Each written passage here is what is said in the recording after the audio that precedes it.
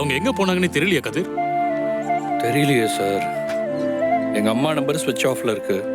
காவியா, எங்க அத்தை, மாமா 3 பேருமே அட்டன் பண்ணல. இப்ப அவங்க நம்பரும் ஸ்விட்ச் ஆஃப்ல இருக்கு. ஓ, நானும் எங்கெல்லாமோ தேடி பார்த்துட்டேன், எங்க போனாங்கன்னே தெரியல சார். சரி, நீங்க ஒன்றும் ஃபீல் பண்ணாதீங்க. அவங்க எங்கேயும் போயிருக்க மாட்டாங்க. இங்க தான் பக்கத்துல எங்கேயாவது போயிருப்பாங்க. எனக்கும் அப்படிதான் தோணுது சார். ஆனாலும் என்கிட்ட சொல்லாம போற அளவுக்கு நான் அப்படி என்ன சார் தப்பு பண்ணிட்டேன்? ஏன் தான் என்னையும் ருத்ராவையும் எல்லாரும் தப்பாவே புரிஞ்சுக்கிறாங்கன்னே புரியல சார். நான் தேடி போனது ருத்ராவோட குழந்தைய தானே சார். அந்த குழந்தைய காணும்னு சொல்லி ருத்ரா எவ்வளவு கஷ்டப்பட்டாங்கன்னு கணேச மாமாக்கே நல்லா தெரியும்ல சார். அவரு கூட அதை புரிஞ்சுக்கல பாத்தீங்களா சார்?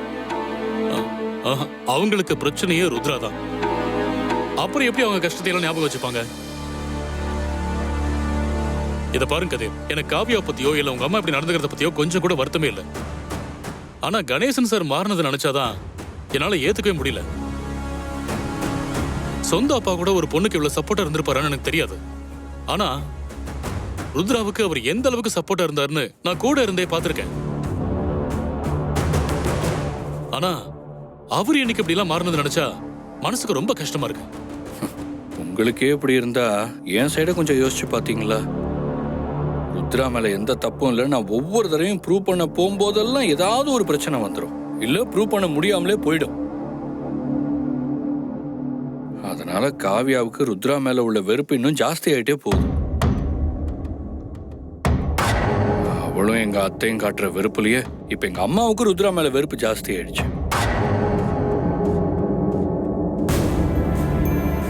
சார், அந்த வித்யாவோட போட்டோ கிடைச்சிச்சு சார். டி நகர் ஸ்டேஷன்ல இருந்து கொடுத்துருக்காங்க. அந்த வித்யா புலியூர் கோட்டர்ஸ் பக்கத்துல தான் எங்கேயோ இருக்காங்கன்னு தகவல் வந்திருக்கு சார். அந்த ஏரியா ஸ்டேஷன்ல இருந்தும் அவளை வலை வீசி தேடிட்டு இருக்காங்க. கிடைச்சவனே நமக்கு அவங்க இன்ஃபார்ம் பண்ணுறேன்னு சொல்லியிருக்காங்க சார். சரி, இந்த போட்டோவை சிட்டியில் இருக்கிற எல்லா ஸ்டேஷனுக்கும் அனுப்பிட்டீங்களா? அப்படியே அனுப்பிட்டேன் சார். சரி, நீங்க போங்க. Okay sir. ஹலோ, சொல்லுங்க. அப்படியா? என்னங்க இவ்வளவு லேட்டா சொல்றீங்க? நாளைக்கே வா. நாளைக்கா வராங்க? ஓகே ஓகே, நான் பொக்கெல்லாம் வாங்கி ரெடி பண்ணி வச்சிடறேன். என்னாச்சு சார்? கதிர், ருத்ராவுக்கு டிரான்ஸ்ஃபர் கிடைச்சிருச்சு.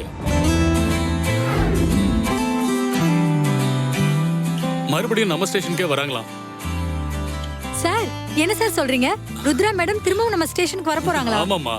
ராஜசேகர், சந்தோஷம் இங்க வாங்க. சார், நீங்க என்ன பண்றீங்கன்னா நாளைக்கு ஒரு பொக்கே வாங்கி வச்சிருங்க. Okay sir. Okay okay sir.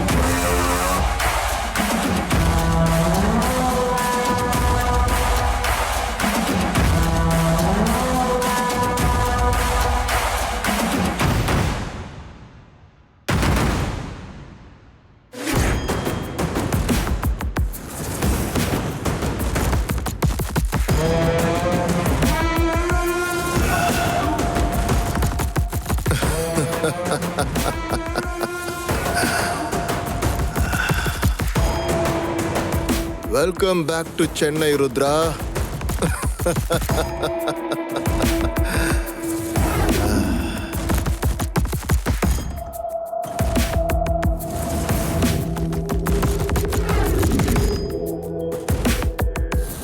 I am coming.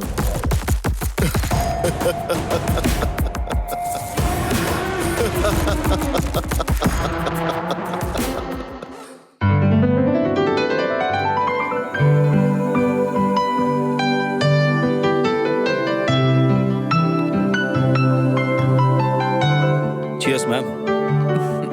Cheers.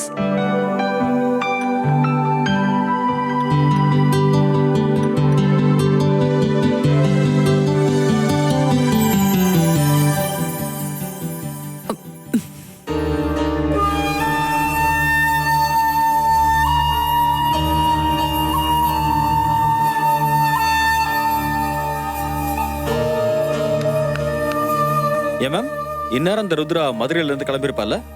நாளைக்கு இங்க ஜாயின் பண்ணி ஆகணும்ல, கண்டிப்பா இந்நேரம் கிளம்பியிருப்பா.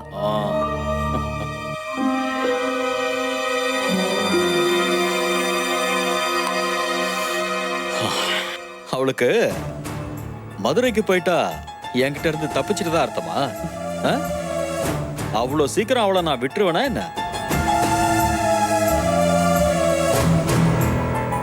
மேம், அவளுக்கு எத்தனை எதிரி வேணாலும் இருக்கலாம், ஆனா நான் ஒருத்தன் தான் அவளுக்கு ஜென்ம எதிரி. அவளோட வாழ்க்கையோட லட்சியமே என்ன சமாளிக்கிறதா தான் இருக்கணும். அதுக்காக அவ போராடி போராடி கடைசி வரைக்கும் என்ன ஜெயிக்க முடியாமலே சாகணும்.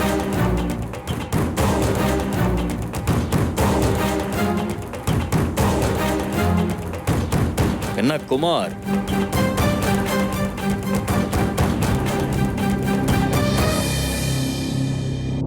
யோ குமார், என்னையா ஆச்சு? அப்படி என்னையா யோசனை? யோ, உன்னதான் கேக்குறேன், என்னையா பிரச்சனை? இல்ல, இப்ப அந்த ருத்ராவை இங்க வர வைக்கிறது அவ்வளவு முக்கியமா என்ன?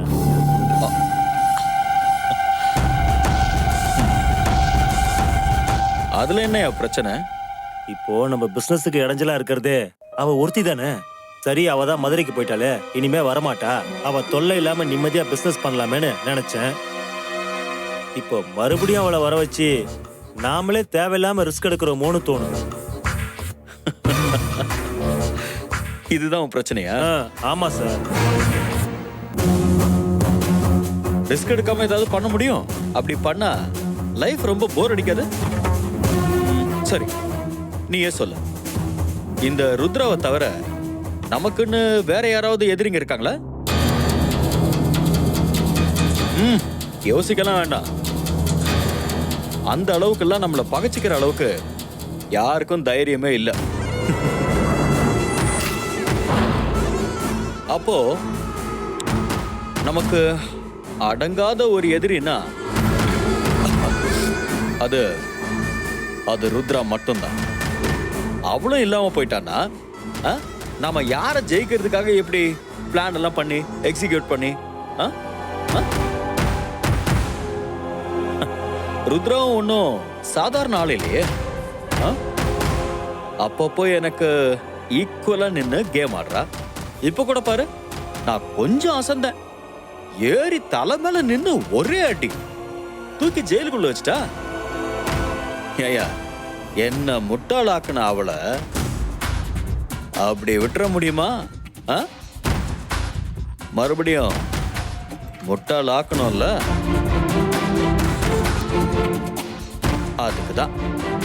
அதுக்குதான் அவளை திரும்பவும் வர வச்சிருக்கேன். அது மட்டும் இல்லாம ருத்ரா இல்லைன்னா என் லைஃப் ஒரு மாதிரி போர் அடிக்கிற மாதிரி இருக்கியா? நான் அவளை வம்பிழுக்கிறதும், அவ என்கிட்ட ப்ளீஸ் ப்ளீஸ் ப்ளீஸ் அப்படின்னு கெஞ்சறதும், அப்புறம் என்னையே எதிர்த்து நிக்கிறதும், அப்ப நான் அவளை அலைய வச்சு ஜெயிக்கிறதும், என்ன எதிர்த்து நிக்கிறதும், எனக்கு ஈக்குவலா மாஸ்டர் பிளான் பண்ணி அவ ஜெயிக்கிறதும், ஒவ்வொரு தடவையும் நாம அதுக்காக தானே போராடுறோம். இதெல்லாம் எவ்வளவு சுகமான விஷயம் தெரியுமா? இதெல்லாம் மிஸ் பண்றதுக்கு நான் ரெடியா இல்ல. காசு பணம் எல்லாம் செகண்டரியா, அவ என்னோட மெயின் பெயின் கில்லர். அவ இங்க வர்றதுக்காக தான் ஐ ஆம் வெயிட்டிங்.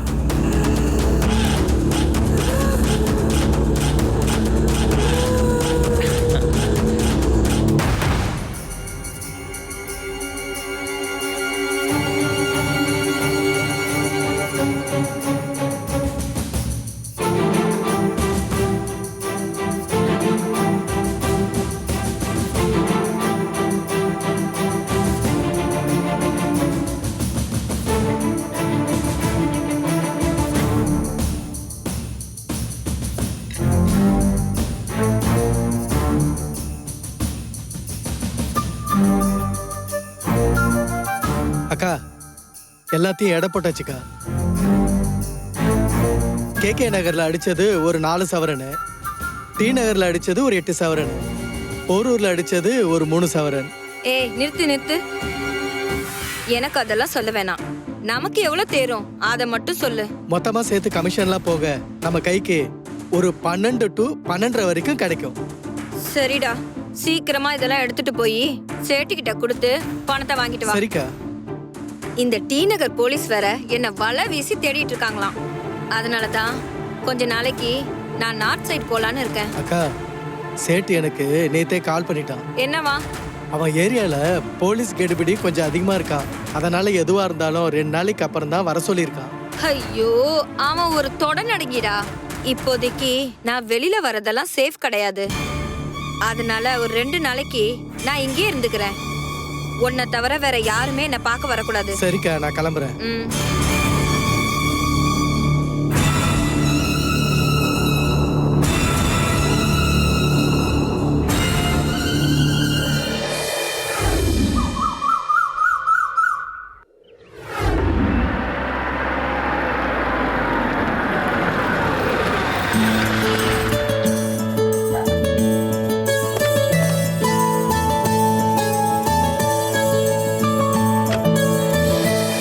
ஆராதனா, நீ எங்க இருந்தாலும் அம்மா உன்னை தேடி கண்டுபிடிப்ப. இந்த தடவை அம்மா உன்னை மிஸ் பண்ணவே மாட்டேன். வாங்க. வெல்கம் ருத்ரா. சந்திர சார், எதுக்கு இந்த ஃபார்மாலிட்டிஸ் எல்லாம்? இது ஃபார்மாலிட்டிஸ்க்கு இல்ல ருத்ரா. நீங்க மறுபடியும் நம்ம ஸ்டேஷனுக்கு வந்த சந்தோஷத்துல கொடுக்குறேன். திரும்பவும் நீங்க இதே ஸ்டேஷனுக்கு வந்ததுல எங்களுக்கு சந்தோஷம் மேடம். ரொம்ப சந்தோஷமா இருக்கு மேடம். வாங்க உள்ள போலாம். யா, வாங்க போலாம்.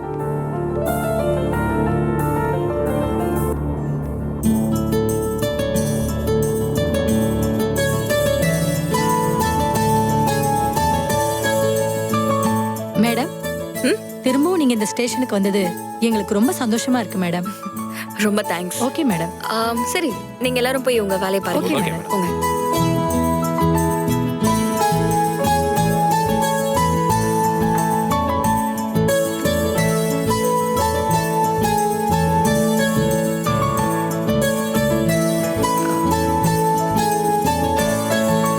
என்னாச்சு கதிர்? அம்மா காவியாலாம் எங்க போனாங்கன்னு தெரியலையா?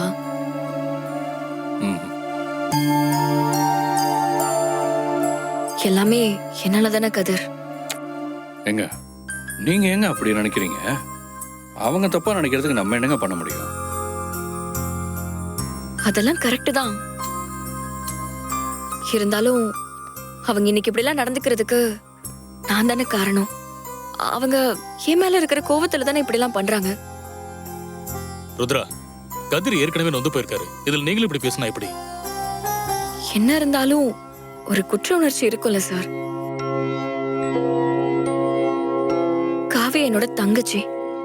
அவளோட வாழ்க்கைய நான் கெடுப்பேன்னு எல்லாருமே நம்புறாங்க சார்.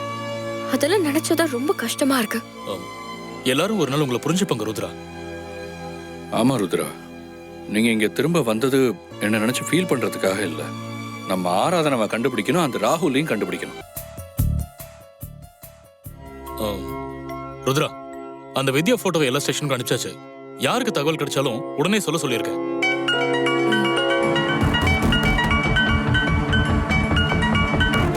ஹலோ, ஆமா நான் ருத்ரா தான் பேசுறேன். ஆமா, நாங்க தான் கேட்டிருந்தோம். கிடைச்சிருச்சா? Oh god, thank you so much. உடனே கொஞ்சம் அனுப்புவீங்களா?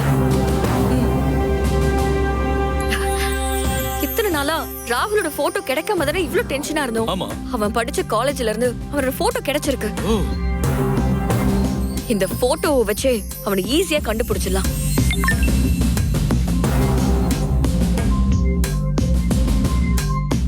சந்திர சார், இந்த போட்டோவை உடனே எல்லா சோஷியல் மீடியாலயும் போடுங்க.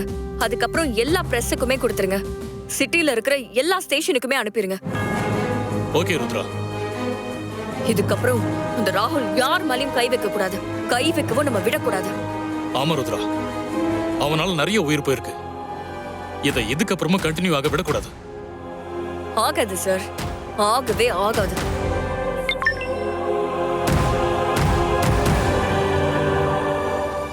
கட்ட விரல கட் பண்ணி எடுக்கிற இவனை சட்டத்துக்கு முன்னாடி நிறுத்தாம நான் விட மாட்டேன்.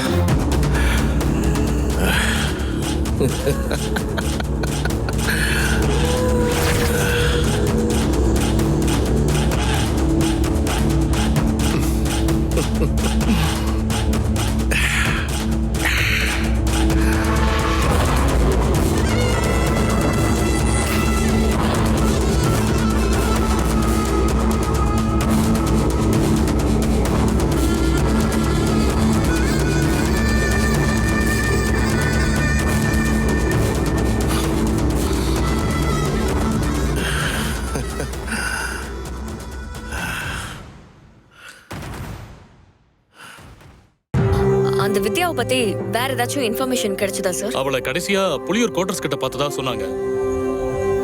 அதான் டி நகர் போலீஸ் டீமோட நம்ம ஆளுங்க 2 பேரையும் கூடவே அனுப்பி வச்சிருக்கேன். எப்படியும் அவளை கண்டுபிடிச்சிருவாங்க.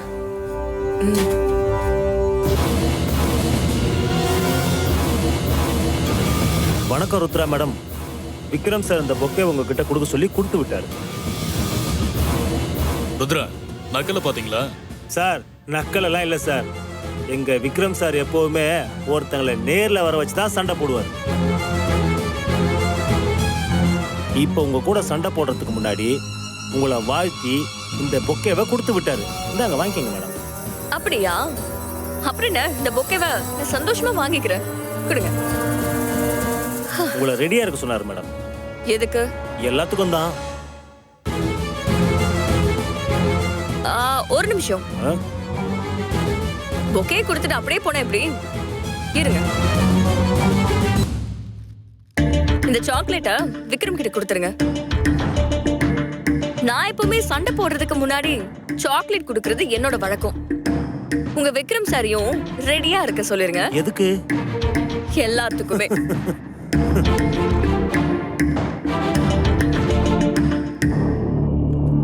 அந்த விக்ரம் எவ்வளவு பெரிய அயோக்கியன்னு தெரியாம எங்க வீட்டுல எல்லாருமே அவனை நம்பிட்டு இருக்காங்க ருத்ரா. அதுவும் காவியெல்லாம் அவன் மேல வச்சிருக்கிற வர்ஷிப்பை பார்த்தா சொல்லவே வேண்டாம்.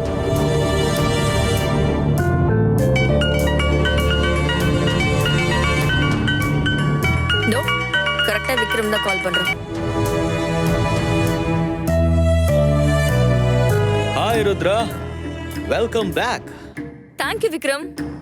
உன்னோட வரவேற்புக்கு ரொம்ப நன்றி. I sent you a bunch of flowers. Bouquet வந்துச்சா? எல்லாம் வந்துச்சு.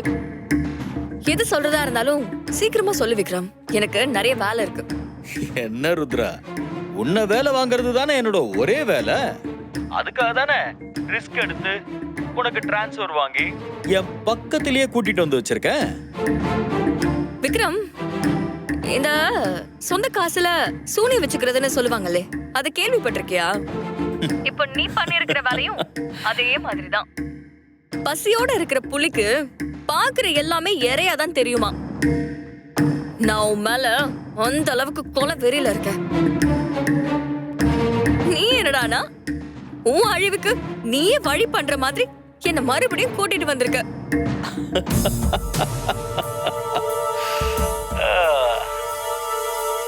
ருத்ரா, பசிச்ச புலிய பத்தி நீ சொல்லிட்ட. அத சுத்தல்ல விடுற ஓனாய பத்தி நீ கேள்விப்பட்டிருக்கியா?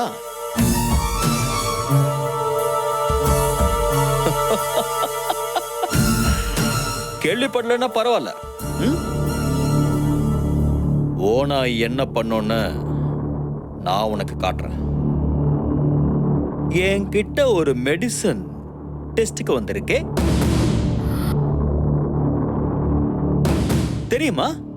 அந்த மெடிசனை இன்ஜெக்ட் பண்ண 20 மினிட்ஸ் தான் ஃபர்ஸ்ட் ஃபிக்ஸ் வர ஸ்டார்ட் ஆகும்.